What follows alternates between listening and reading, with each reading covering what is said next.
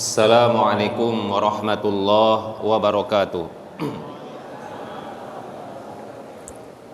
Innal hamdalillah nahmaduhu wa nasta'inuhu wa nastaghfiruh wa na'udzu billah min syururi anfusina wa min sayyiati a'malina may yahdihillah fala mudhillalah wa may yudlil fala hadiyalah.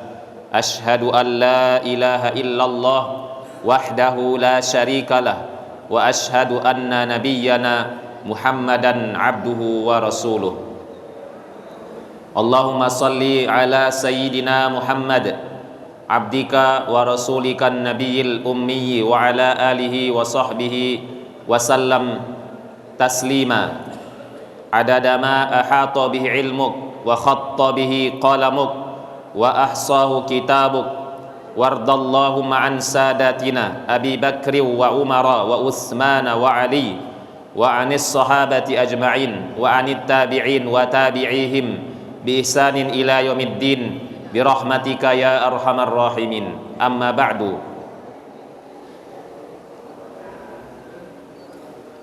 Seluruh jamaah Majelis Tazkiyatun Nafsi yang dimuliakan Allah Subhanahu wa ta'ala, dengan izin Allah di hari yang baik ini, tanggal 8 bulan Al-Muharram 1444 Hijriah, yang mana hari-hari ini adalah hari-hari yang baik untuk mendapatkan kelipatan ganda dari Allah Subhanahu wa taala atas amal-amal kita di 10 hari yang pertama di bulan Muharram. Sebelumnya ada 10 hari Zulhijjah, ada lagi 10 hari di akhir bulan Ramadan. 3-10 yang harusnya seorang muslim menjadikan ini sebagai sarana untuk membersihkan dirinya, karena semua manusia yang hidup di atas permukaan bumi ini tidak mungkin mereka tidak memiliki kesalahan, memiliki dosa. Makanya ada sarana-sarana yang telah Allah tetapkan, yang telah disampaikan oleh baginda Nabi Muhammad sallallahu alaihi wasallam, yaitu berpuasa di bulan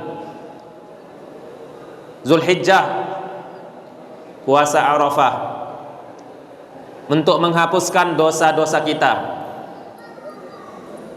Mungkin ada dosa yang tidak bisa dihapuskan oleh Allah lewat amalan yang biasa seperti berzikir, istighfar, tetapi harus ada pengorbanannya. Kemudian ada lagi 10 Al-Muharram, hari Asyura juga demikian.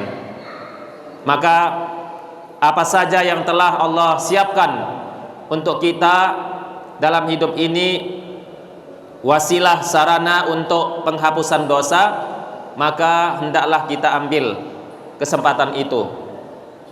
Dan insya Allah ada 2 hari ke depan ini kita bisa berpuasa bulan Muharram di tahun ini. Kemudian yang perlu juga kita ketahui bahwasanya dalam hidup ini ada 2 kata yang tidak bisa dipisahkan dalam diri kita, yaitu nikmat sama nikmah. Nikmat itu adalah sesuatu yang kita senangi. Pada waktu sebelumnya di kajian terakhir sudah disampaikan hakikat nikmat, yang mana hakikat nikmat itu adalah sebenarnya bukan yang di dunia, tetapi hakikat nikmat itu adalah di akhirat, ketika kita semuanya diberikan oleh Allah Subhanahu wa taala kesempatan untuk memasuki surganya Allah Subhanahu wa taala. Dan hari ini dengan izin Allah semoga kita diberikan oleh Allah juga pemahaman. Allahumma alimna ma yanfa'una. Allahumma rabbana zidna warzuqna fahma. Semoga Allah Subhanahu wa taala memberikan kepada kita ilmu yang bermanfaat dan pemahaman yang benar. Maka hari ini kita juga harus memahami tentang hakikat daripada nikmah atau ujian atau bala atau ibtila. Semuanya itu adalah merupakan kata-kata yang selalu ada disebutkan oleh Allah Subhanahu wa taala dalam Al-Qur'anul Karim. Dan tidak ada manusia yang tidak melewatkan ini. Ujian itu harus ada. Sebesar apapun imannya, setinggi apapun imannya, pasti semuanya harus dilewati. Alhamdulillah di pagi hari yang berbahagia ini kita akan sedikit mendalami prinsip-prinsip tentang hakikat dan hikmah ujian itu yang diberikan oleh Allah Subhanahu wa taala kepada hamba-hambanya. Bahkan termasuk kepada non muslim pun ada juga ujiannya, tetapi tujuannya yang berbeda, hikmahnya yang berbeda. Maka untuk itu sebagai landasan yang pertama untuk dipahami adalah surat Al-Anbiya ayat 35 dan surat Al-Fajr ayat 15 dan 16. Dan masih banyak lagi sebenarnya ayat-ayat yang lain yang menjadi dasar untuk memahami, memaknai ujian di dalam hidup ini. Yang pertama adalah surah Al-Anbiya ayat 35. Allah berfirman, A'udzubillahi minasyaitonir rajim. Kullu nafsin za'iqatul maut wa nabluukum bisyarri wal khair fitnatan wa ilaina turja'un. Setiap yang bernyawa akan merasakan mati.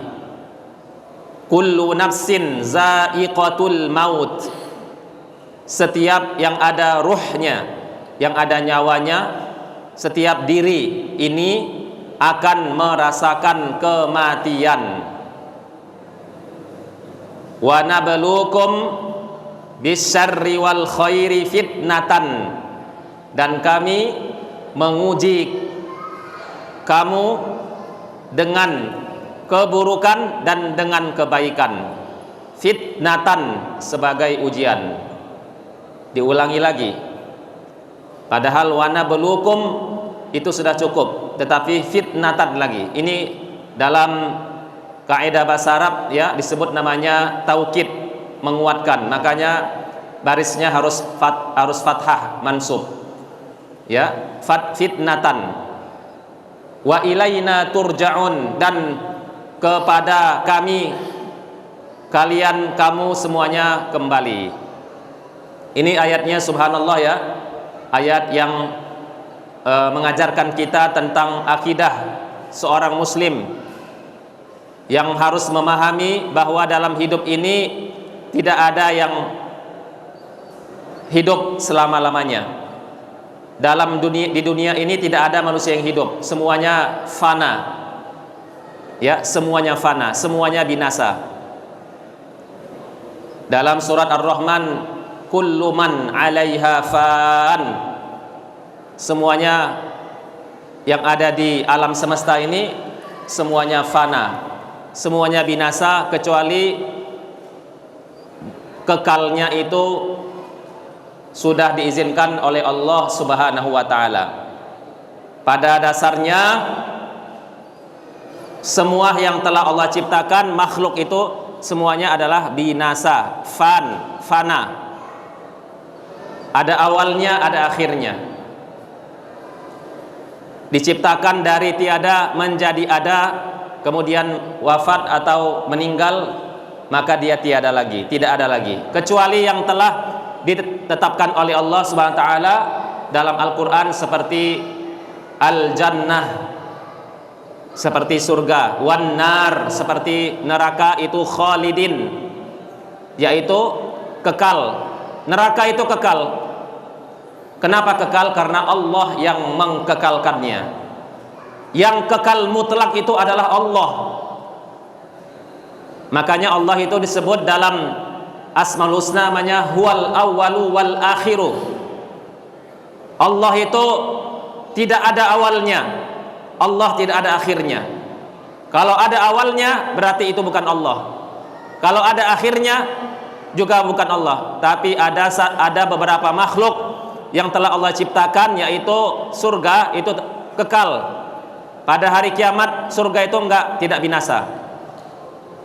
Semua yang ada di dunia ini binasa, termasuk malaikat. Malaikat juga binasa. Malaikat akan diwafatkan oleh Allah Subhanahu wa taala, kecuali yang telah ditetapkan oleh Allah dalam Al-Qur'an atau hadis Nabi menjelaskan bahwa itu adalah kekal, tetap. Berarti kekalnya apa? Kekalnya adalah kekal bersyarat. Ya, kekalnya bersyarat. Kekalnya karena Allah yang mengkekalkannya. Itu disebut namanya kekalnya tidak mutlak.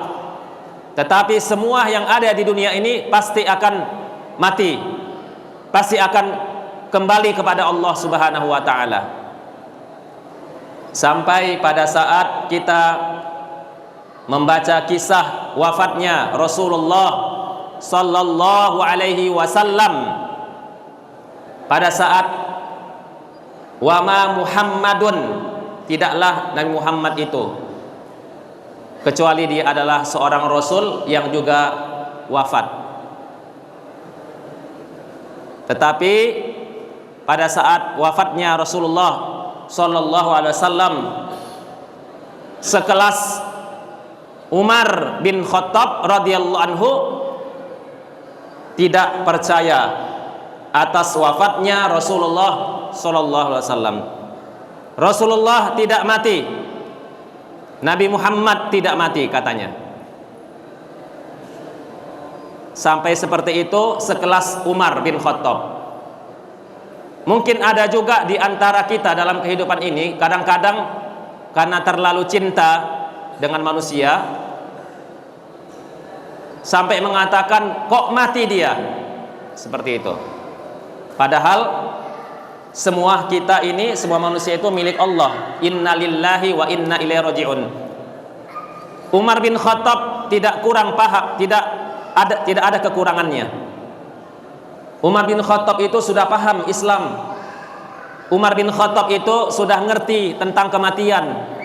Umar bin Khattab itu sudah sangat sempurna pemahamannya, udah lulus akidahnya. Tapi pada saat Rasulullah SAW wafat pun beliau mengatakan nggak mungkin mati. Siapa yang mengatakan Nabi Muhammad mati atau meninggal atau wafat, akan ku bunuh. Sampai seperti itu, akan ku bunuh, kata Umar bin Khattab. Tidak percaya dia, ya, tidak percaya dia bahwa Nabi Muhammad itu meninggal. Padahal dia sudah tahu ayatnya, tapi kok seperti itu? Itulah namanya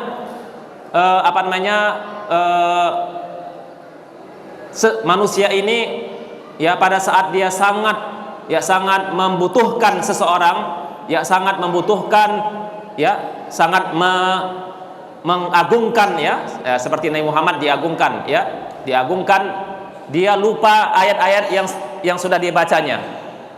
Di bawah alam sadarnya dia lupa bahwasanya sudah ada ayat yang mengatakan bahwasanya semua manusia meninggal. Maka pada saat itu, sebagaimana yang kita ketahui dalam kisahnya, datanglah Abu Bakar Siddiq radhiyallahu anhu. Abu Bakar menasihati Umar, wahai Abu Bakar, ya, Rasulullah sudah wafat, Rasulullah sudah meninggal, ya, diingatkan ayat-ayat tentang kematian. Akhirnya terbukalah wajah Nabi Muhammad. Pada waktu ditutup, terbuka wajahnya.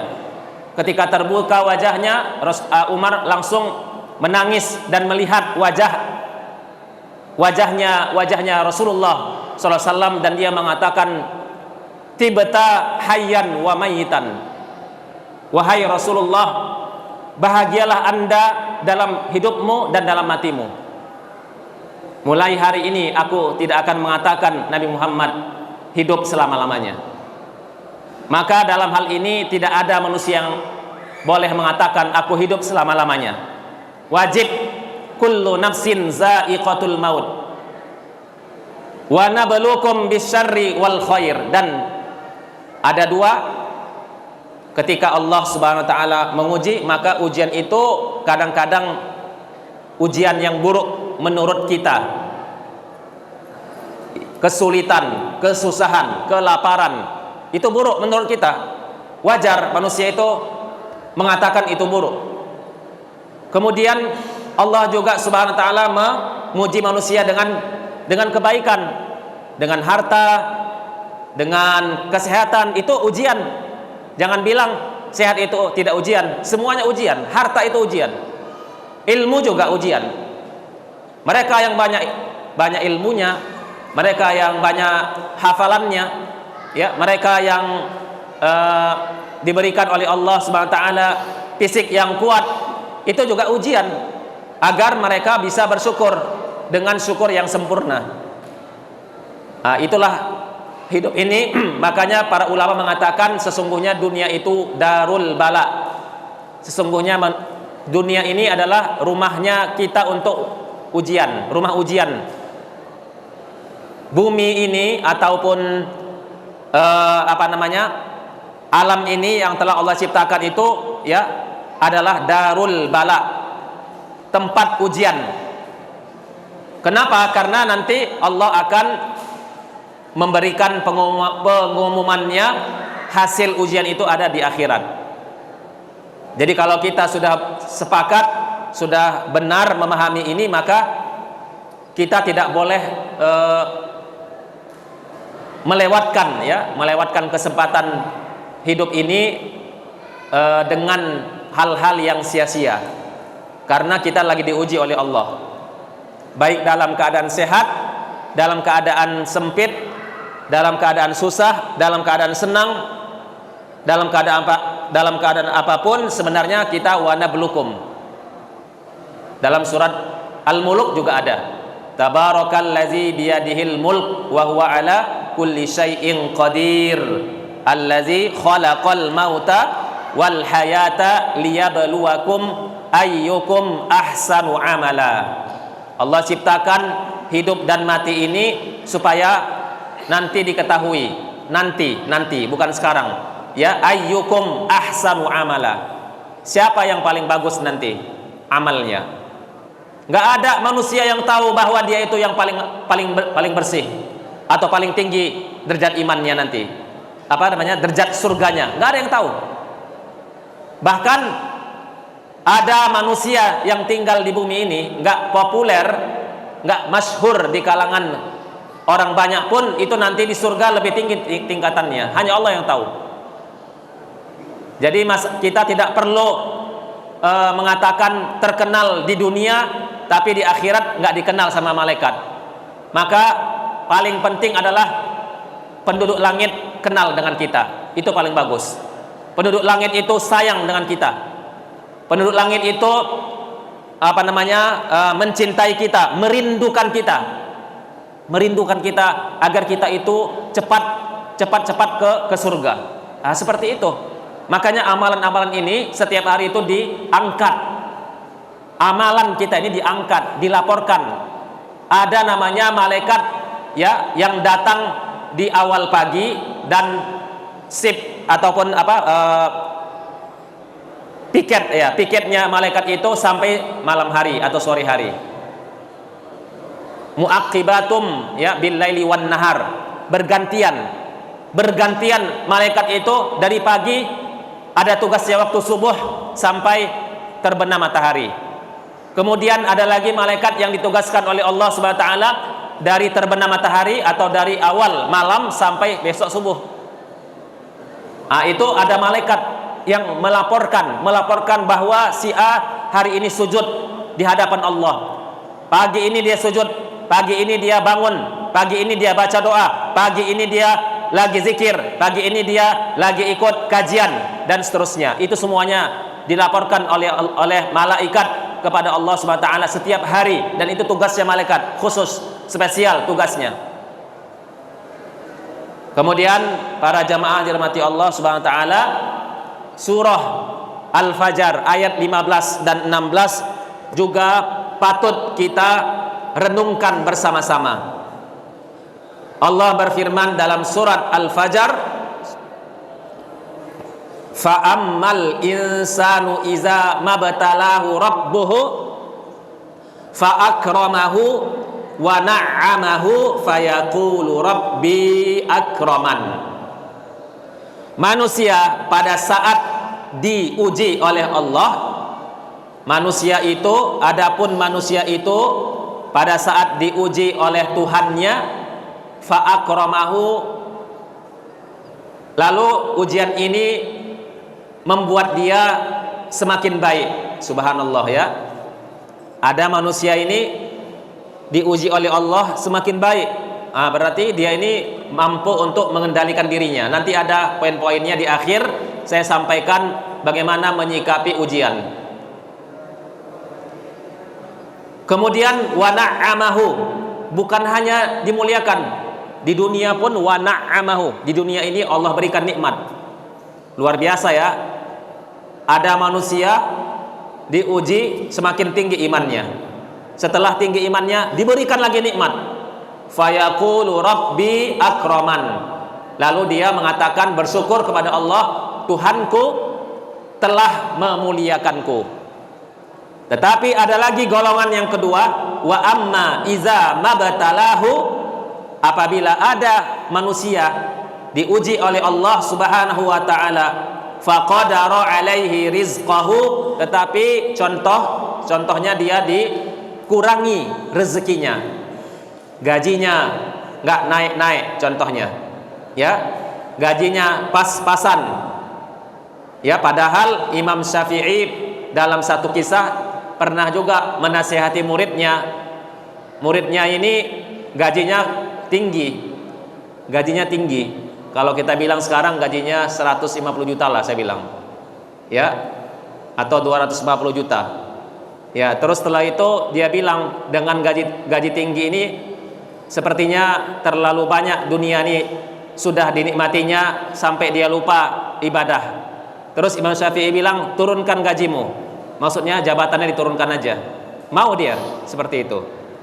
Dan ada lagi kisah-kisah yang lain yang menunjukkan bahwa sebenarnya rezeki itu sudah Allah takdirkan untuk seseorang dan itu cukup seharusnya. Tapi masalahnya bagaimana kita ya mampu untuk mengendalikan rezeki itu sesuai dengan kebutuhan kita. Itu membutuhkan kecerdasan dalam mengelola keuangan rumah tangga. Makanya yang namanya al-maliyah, urusan maliyah itu sebenarnya dalam Islam penting. Ya, kita nggak boleh mengabaikan masalah al-maliyah. Ya, bagaimana mengelola al-maliyah itu sekarang sudah ya banyak materi-materinya ya disampaikan untuk supaya kita jangan lupa ya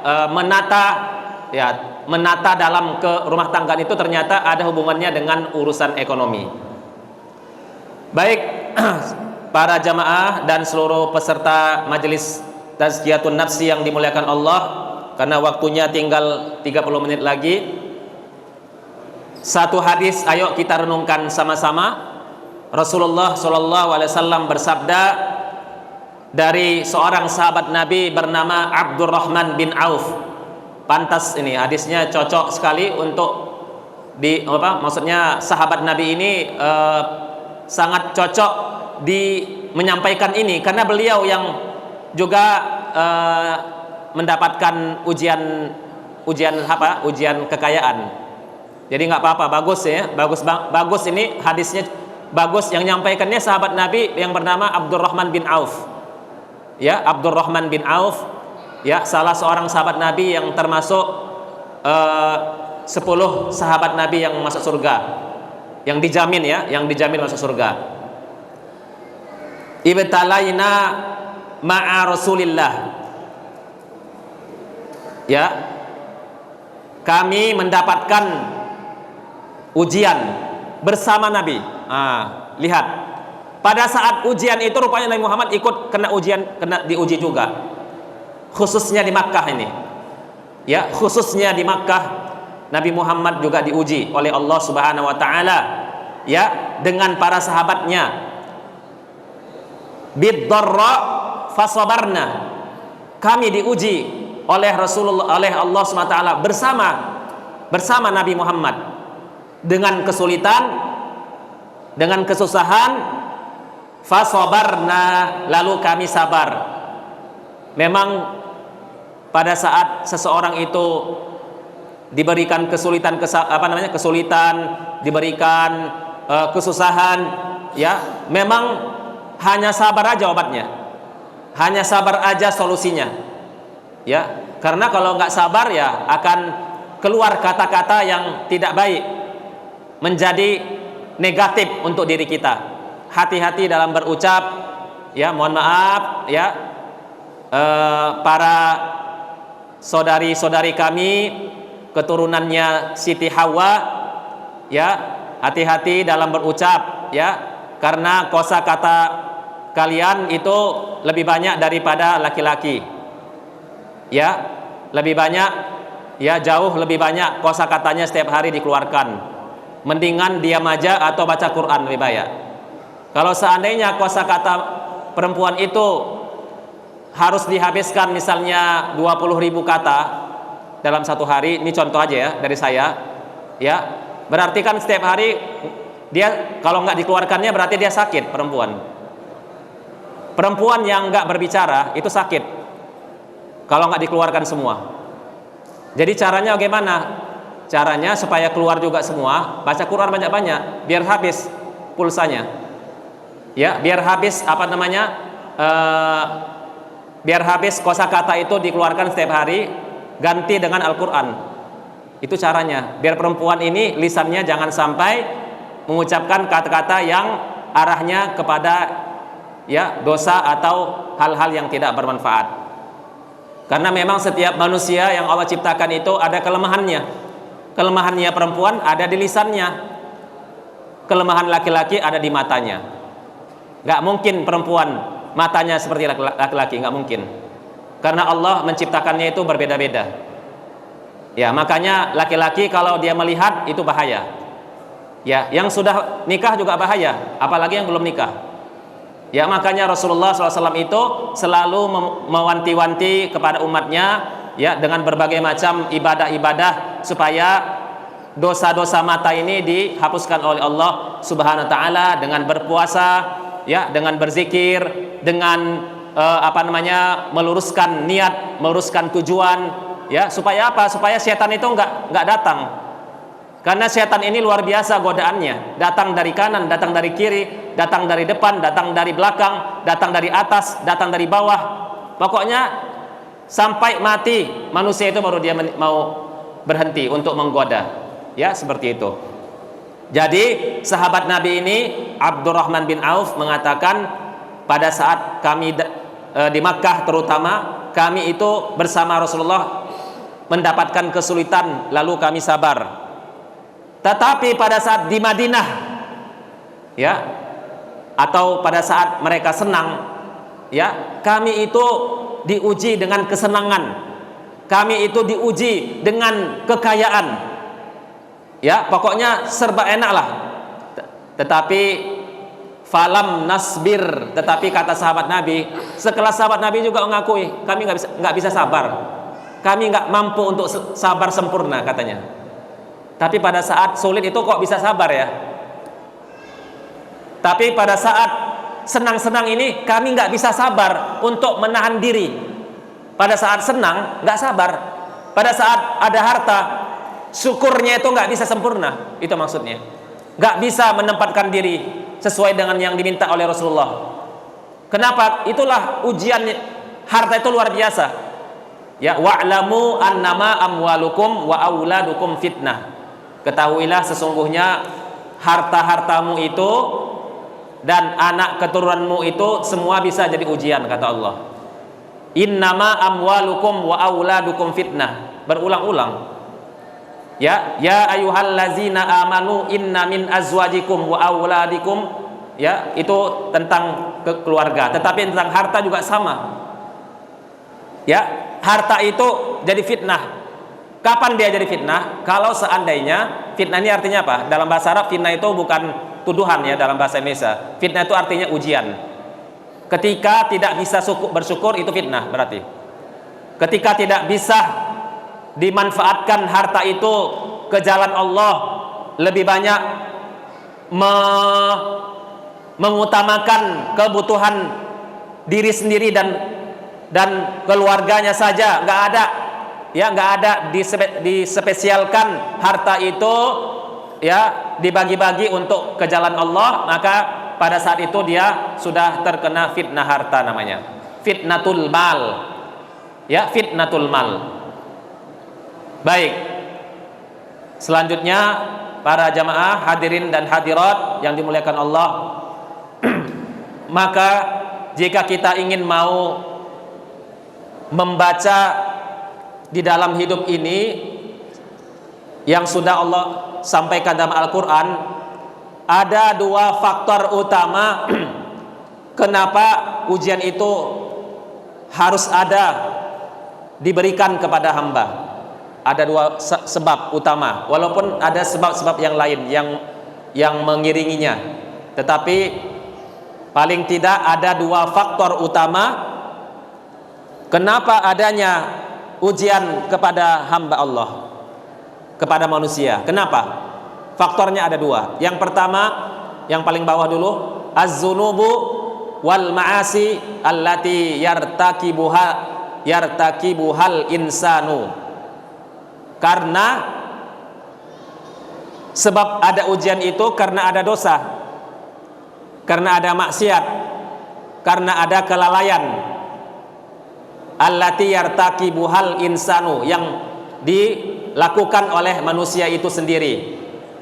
Salah satu dalilnya atau salah satu dasarnya adalah surat Asy-Syura ayat 30. Allah berfirman, wa ma asabakum mim musibatim fabima kasabat aydikum wa ya'fu an katsir. Apa saja yang telah Allah timpakan kepada manusia itu karena ulah tangan dia, fima kasabat aydikum, karena salah dia sendiri, tidak berhati-hati, terledor, sengaja melakukannya, mendahulukan nafsunya, atau misalnya dia ego, tidak mau merubah dirinya karena takut ya dengan jabatannya dan seterusnya. Jadi gara-gara atau karena ulah tangan kita sendiri, karena sebab tangan kita, usaha kita, ya tingkah laku kita, itulah kita itu diuji oleh Allah. Contohnya karena kita tidak melaksanakan perintah Allah, diuji dalam hidup. Jangan bilang orang kafir banyak yang senang-senang. Itu orang kafir itu beda dengan kita, karena surganya mereka di sini, surga kita di sana. Surga mereka di sini, neraka mereka di sana. Kalau kita, kata Rasulullah dalam hadis ya yang riwayat yang lain disebutkan, surganya kaum mukminin itu di sini. Surganya, maksudnya nerakanya kaum muslimin itu di dunia. Surganya kita di akhirat. Jadi kalau misalnya ada kaum muslim, ada orang Islam sengsara, jangan dianggap itu hina, ya, jangan dianggap hina. Saya sudah sering katakan bahwa antara miskin sama kaya itu dua-duanya mulia. Nggak ada dalam Al-Quran Allah memuliakan orang kaya aja, atau kebalikannya, nggak ada. Lil fuqara'il muhajirin, dalam Al-Quran juga Allah sampaikan Allah memuliakan orang yang fakir dalam surat Al-Hasyr. Orang fakir, muhajirin lagi, yang hijrah dari Makkah ke Madinah itu fakir karena mereka meninggalkan kampung halamannya, meninggalkan hartanya, disuruh hijrah hari itu juga hijrah. Ya istajibu ya ayyuhallazina amanu stajibu lillahi walir rasuli iza da'akum. Iza da'akum di sini dalam Al-Qur'an suratul Anfal disebutkan bahwasanya itu maksudnya adalah ketika disuruh berjihad, disuruh oleh Allah untuk apapun itu langsung respon tanpa menunggu-nunggu waktu.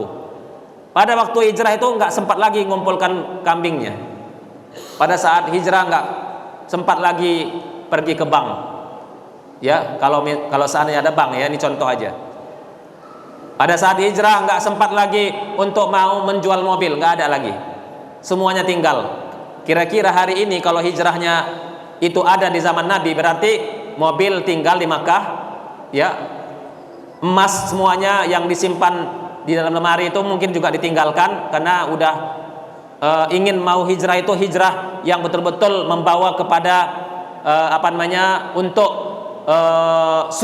surga balasannya, karena surga itu lebih tinggi, ya, lebih tinggi balasannya, lebih tinggi harganya daripada sekedar meninggalkan mobilnya, sekedar meninggalkan emasnya, meninggalkan untanya, meninggalkan tanahnya, usahanya dan seterusnya.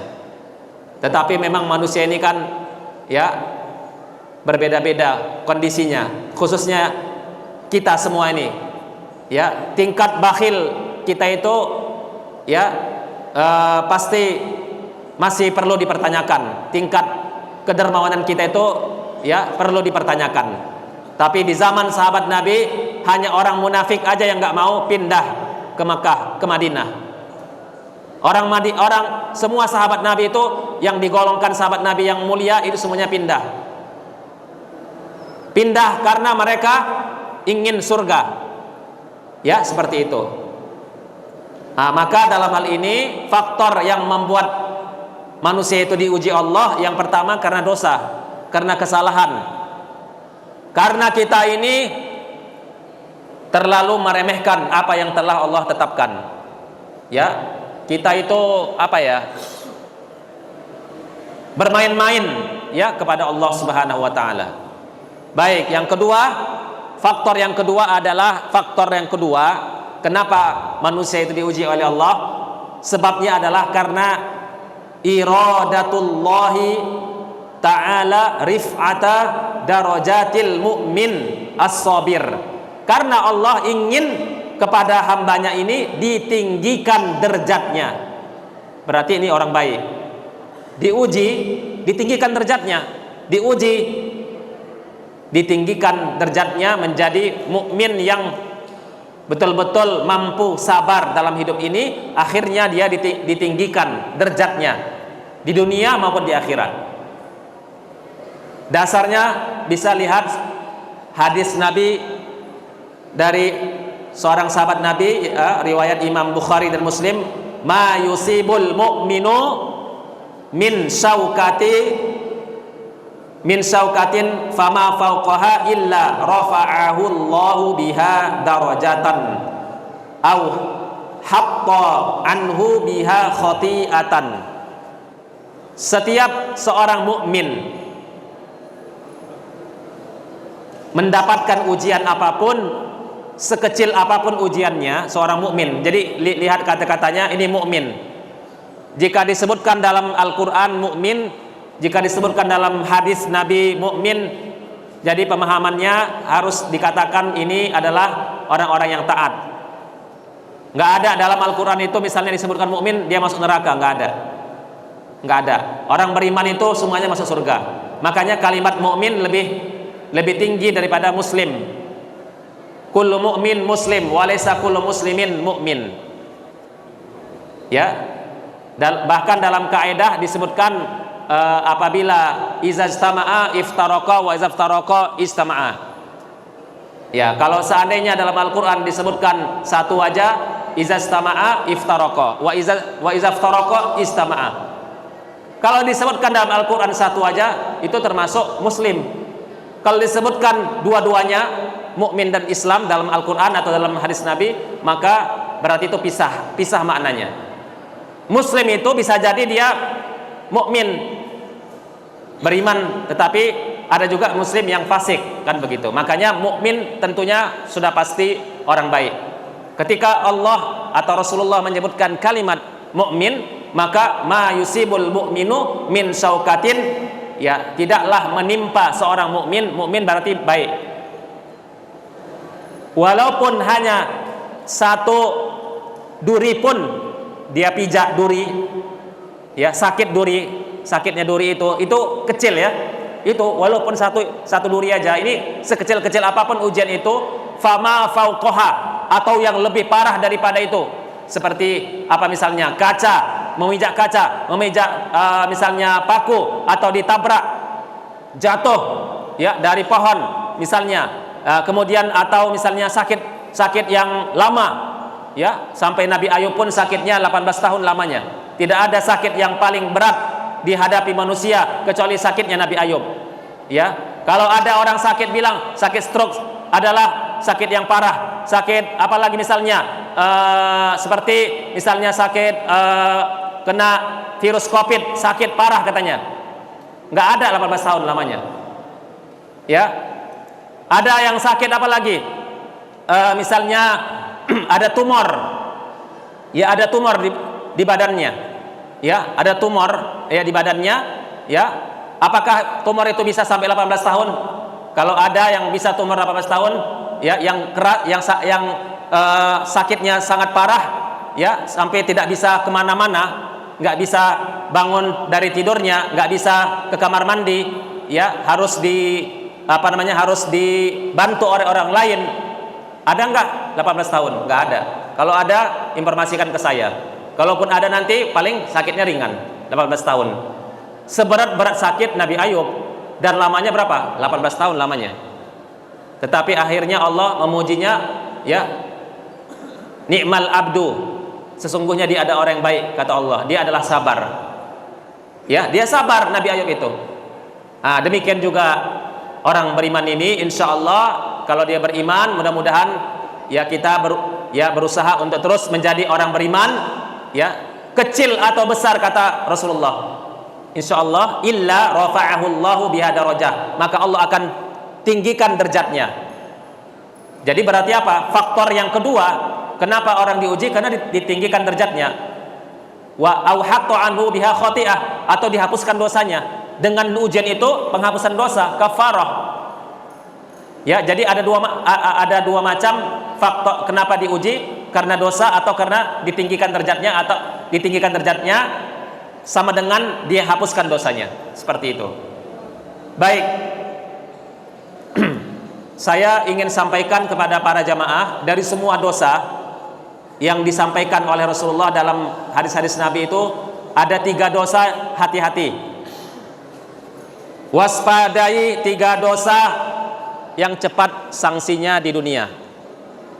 Yang pertama adalah zalim, berbuat zalim.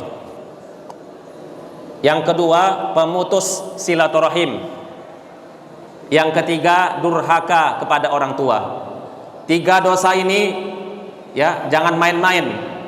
Cepat atau lambat sebelum meninggal akan kena. Cepat atau lambat, ya, orang yang zalim, yang memutuskan silaturahim, durhaka kepada orang tua, itu 3-tiganya cepat atau lambat, minimal sebelum meninggal kena siksa dari Allah Subhanahu wa taala. Bukan di akhirat aja, di dunia pun dia kena. Imam Ibnu Rajab, di sini nggak saya sebutkan di sini, ya, tapi saya baca aja, pernah mengatakan, al-ghalib an-nazzalim ta'ajjala lahul uqubatu fid dunya. Sebenarnya biasanya orang yang zalim itu, dosa zalim itu biasanya sanksinya itu di dunia itu cepat. Biasanya wa in umhila, Tapi kalau misalnya 2 bulan orang zolim kok nggak disiksa, malah lebih senang dia. Orang zolim setelah menzolimi orang lain makin bahagia dia. Kita lihat lahiriah begitu ya. Tapi wa in umhila, tapi walaupun nggak disiksa Allah cepat-cepat, tengok aja nanti. Fa innallaha ta'ala, sesungguhnya Allah Subhanahu wa taala, yumli lahu, dia itu menikmati hidup dulu. Yumli lahu, dia menikmati hidup dulu. Ya, hatta iza akhazahu, sampai nanti Allah menyiksanya. Iza akhazahu summa yuflithu, lam yuflithu, maka dia tidak bisa lagi untuk menghindar dari azabnya. Maka kesimpulannya orang zalim itu akan kena sebelum meninggal. Mau cepat mau lambat pasti kena. Ya, karena waktunya tinggal beberapa menit lagi, saya percepat. Lalu bagaimana mukmin menyikapi ujian yang menimpanya dengan benar, supaya kita jangan salah cara menyikapinya. Ketika sudah ada ujian, mau diapain nih? Ujian ini mau ketika sudah datang ujian, mendatangi orang pintar. Ini na'udzubillah.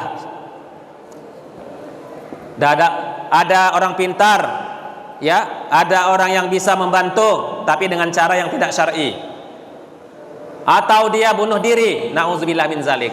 Yang benar ada 3. Cara untuk menyikapi ujian itu ada 3. Yang pertama, bersabar dan menerima takdir dari Allah. Karena semua memang sudah ditetapkan oleh Allah. Tidak ada sesuatu pun yang keluar dari ketetapan Allah. Nggak ada yang keluar. Itu udah Allah tetapkan. Ali bin Abi Thalib radhiyallahu anhu mengatakan, as-sabru minal iman bimanzilatir ra'si minal jasadi, wala imana liman la sabara lahu. Sabar itu adalah bahagian daripada iman, dan sabar itu dengan iman ibarat kayak kepala dan jasad. Bagaikan kepala dan jasad. Kepala tanpa jasad mati, lehernya dipenggal ya. Jasad tanpa kepala, nggak mungkin ada orang hidup. Bisa nggak orang hidup? Bisa nggak? Ya itu kalau anak-anak bilang itu hantu ya, film horor ya, ada hantu katanya kan. Nah, walaupun itu sebenarnya tidak terlalu bagus untuk ditonton ya. Jadi kepala sama jasad. Begitulah sabar. Sabar itu ya, sabar itu kepala, jasadnya adalah imannya. Jadi orang yang beriman nggak sabar, ya itu berarti tidak sempurna imannya. Wala imana, tidak akan sempurna imannya ya kalau seandainya orang ini nggak sabar. Baik, yang kedua, tinggal 2 lagi, 3 kan tadi. Bagaimana seorang mukmin itu menyikapi ujian yang menimpanya? Yang kedua adalah segera bertaubat dari dosa dan maksiat yang selama ini dilakukannya. Ya, Allah berfirman dalam surat Al-A'raf, Nabi Adam dan Siti Hawa berdoa pada saat mereka itu ya digoda oleh syaitan ya memakan syajaratul khuldi. Ya, memakan syajaratul khuldi, akhirnya mereka turunlah ke bumi ini dan berdoa, ya Tuhan kami, Rabbana zalamna, wahai Tuhan kami telah menganiaya diri kami sendiri.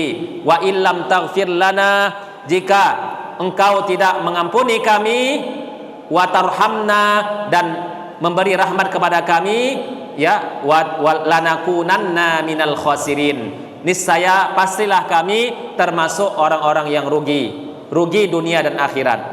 Dan alhamdulillah Allah kabulkan doanya ya, fataqabbal ya, Allah kabulkan doanya, dan Allah jadikan Nabi Adam menjadi ahli surga. Baik, selanjutnya yang terakhir, bagaimana seorang mukmin menyikapi ujian yang menimpanya ini. Yang ketiga adalah tetap berbaik sangka ya, dan tidak berputus asa kepada rahmat kepada Allah Subhanahu wa taala. Dalam hadis yang sedikit panjang ya, pada saat seorang sahabat Nabi namanya Ummu Salamah. Ya, Ummu Salamah ini ya adalah termasuk yang banyak dikisahkan tentang bagaimana kita hendaklah berbaik sangka dan juga bagaimana kita pada saat musibah ya jangan cepat mengatakan ABC kanan kiri, ya, menuduh orang, ya, HP hilang, HP hilang, jam tangan hilang, motor hilang, mobil hilang, menduga-duga segala macam. Tapi ikutilah Ummu Salamah. Pada saat suaminya Abu Salamah ya hijrah lebih dahulu.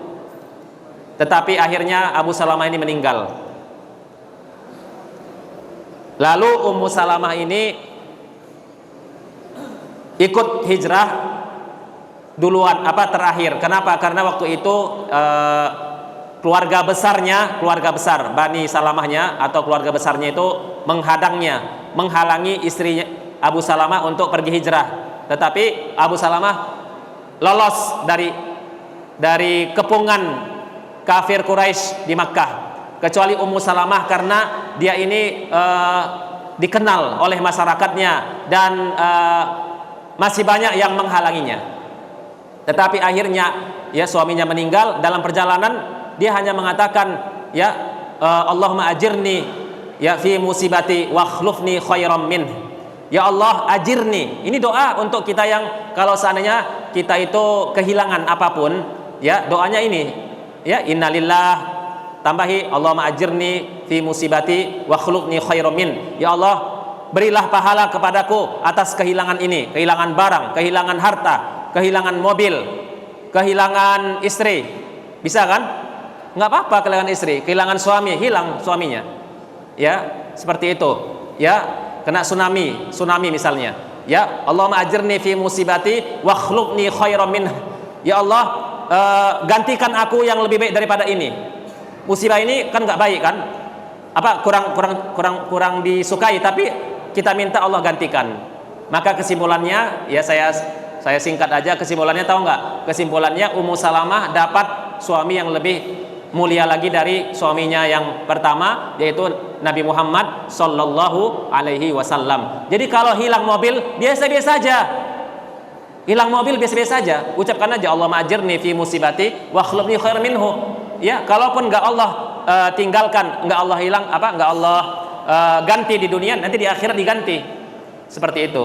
Jadi enggak perlu kita ini terlalu meronta-ronta dalam hidup ini, ya. Ada Allah yang akan membantunya, itu maksudnya.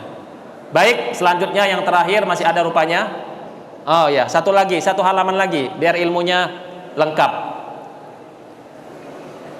Nabi dan Rasul atau orang soleh itu dimanapun dia berada pasti diuji, dan seberat-berat ujian adalah para nabi, pasti ya. Dan itu disebutkan oleh para sahabat Nabi bertanya, ya Rasulullah, siapakah yang paling berat ujiannya? Maka Rasulullah mengatakan, maka seberat-berat ujian adalah para nabi, summal lazina yalunahum, kemudian orang yang mengiring mereka, ya, kemudian orang para anbiya, para syuhada, para mujahidin, ya, para as-siddiqin dan seterusnya. Ya, jadi sesuai dengan kadar imannya. Jadi ujian itu sesuai dengan kadar imannya. Semakin tinggi imannya, semakin tinggi pula ujiannya. Dan setiap manusia, seorang mukmin harus mengatakan bahwa ujian itu, ya, ini boleh menjadi kesimpulan, ujian itu adalah sudah cocok untuk Anda, itu maksudnya. Kalau ada yang mengatakan tidak cocok untuk saya, berarti dia nggak paham atas keadilan Allah Subhanahu wa taala. Karena Allah sudah ngerti, Allah sudah tahu bahwa ujian itu pasti bisa kamu lalui. Masalahnya adalah kita yang tidak bisa menyikapinya. Kalau bisa disikapi, maka ujian itu akan berlalu dan akan bisa kita lewatkan. Maka tinggal kita aja menunggunya. Allah akan meninggikan derajat kita di dunia dan di akhirat kelak.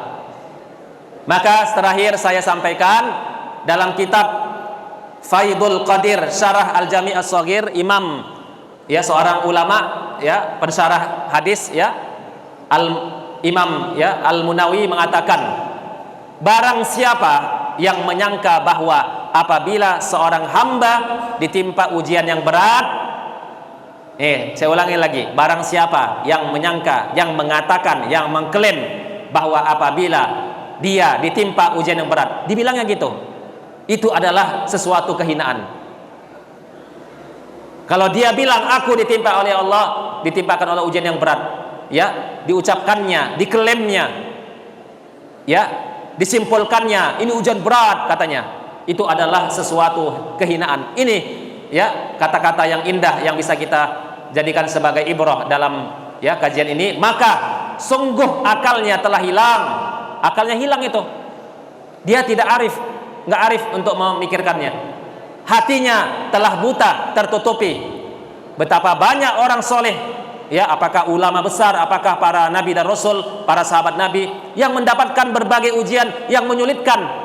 Tidakkah kita melihat mengenai kisah disembelihnya Nabi Allah Yahya bin Zakaria, disembelih oleh kaumnya, disembelih Nabi Yahya, meninggal disembelih, ya. Kemudian apalagi termasuk juga terbunuhnya 3 khulafa ar-rasyidin, terbunuhnya Abu Bakar, terbunuhnya Umar, ya, terbunuhnya Utsman bin Affan, ya. Itu semuanya adalah tanda-tanda, itu semuanya adalah tanda-tanda bahwasanya ya semuanya itu ya tanda-tanda Khalifah Rasyidin terbunuh, seperti misalnya Umar bin Khattab terbunuh, Utsman bin Affan terbunuh, terus apalagi Ali bin Abi Thalib terbunuh, ya. Itu semuanya merupakan ya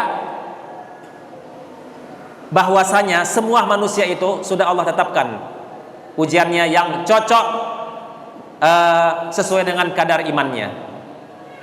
Begitu juga ya kita perhatikan setelah zaman sahabat Nabi, ada Abu Hanifah di penjara sehingga mati di dalam buih, ya.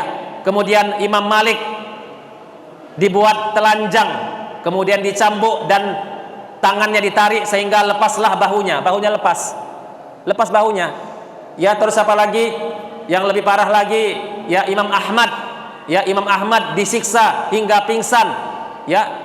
Sampai diceritakan Imam Ahmad itu dalam penjara sholatnya dalam keadaan telanjang karena nggak dibolehkan pakai celana, ya, seperti itu.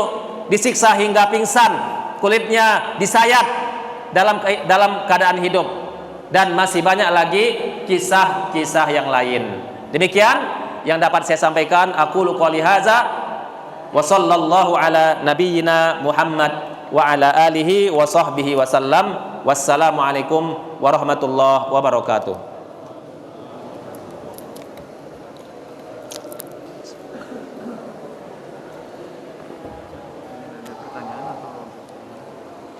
Dua orang boleh. Masya Allah, tabarakallah, syukran jazakumullah, salam jazak kepada Al-Mukarram Ustaz Taufik yang telah menyampaikan nasihat-nasihatnya. Hadirin yang dimuliakan Allah, untuk acara selanjutnya yaitu sesi tanya jawab. Bagi yang ingin menyampaikan pertanyaannya, silahkan bisa dikirimkan pertanyaannya melalui chat ke nomor WA yang sudah disebutkan di awal tadi. Syukran barakallahu fiikum.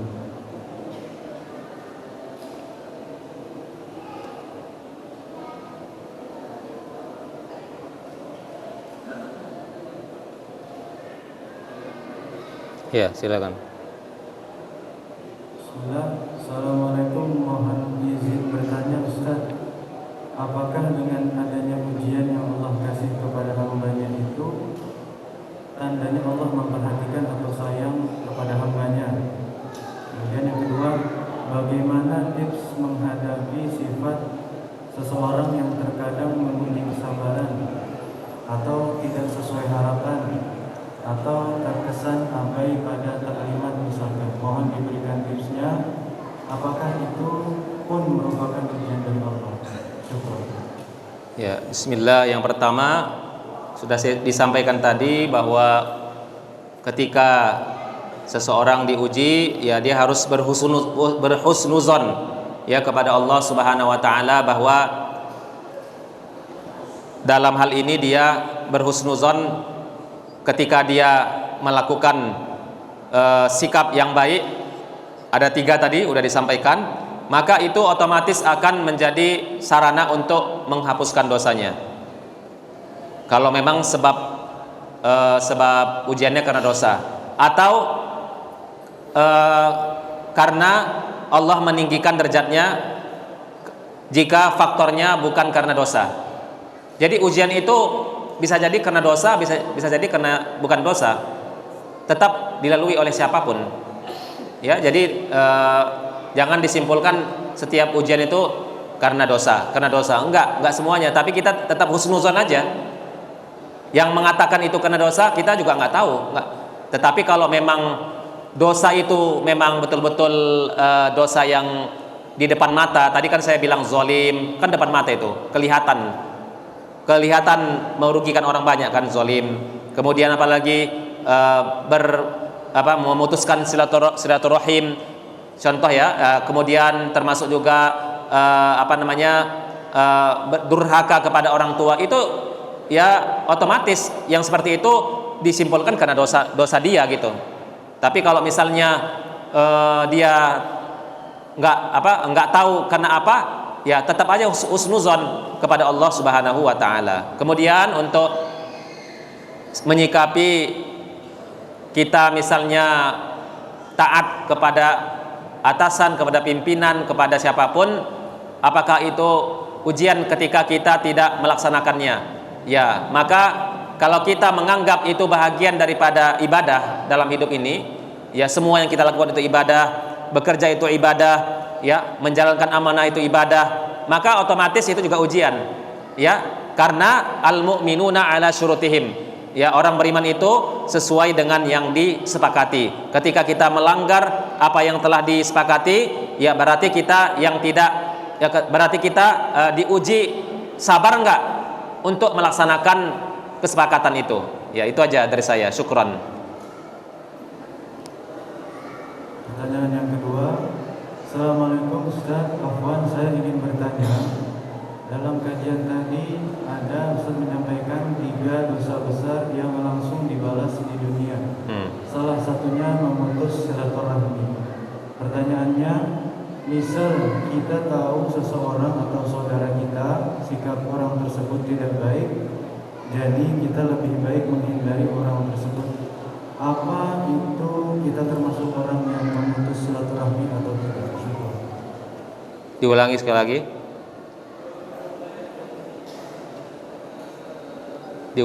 lagi.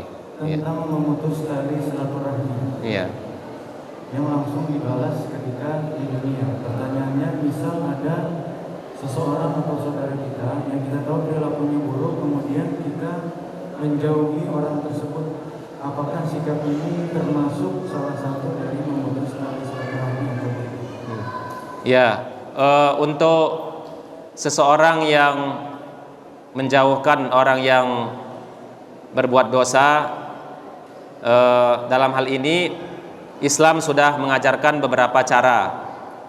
Ya, ketika kita misalnya melihat sesuatu yang tidak baik, ya, man ra'a minkum munkaron falyughayyirhu biyadihi, hendaklah dia rubah dengan kekuatan dirinya, ya, dengan powernya.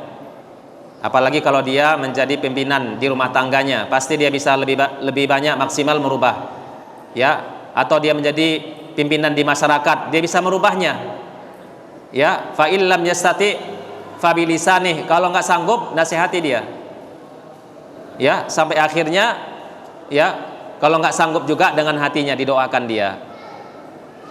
Jadi yang paling benar bukan dijauhi sebenarnya, ya, dilakukan dulu tahapan-tahapannya, baru kita, ya, setelah itu serahkan diri kepada Allah.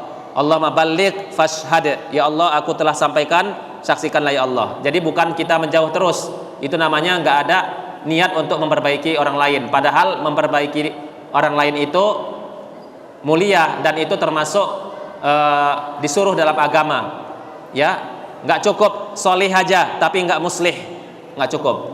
Ya, solih aja, ya, maksudnya sholat aja, bisa sholat aja tapi nggak peduli, itu nggak muslih namanya. Padahal Allah memuji orang yang muslih, memuji orang hamba-hambanya yang mampu untuk ya memperbaiki lingkungannya, memperbaiki masyarakatnya.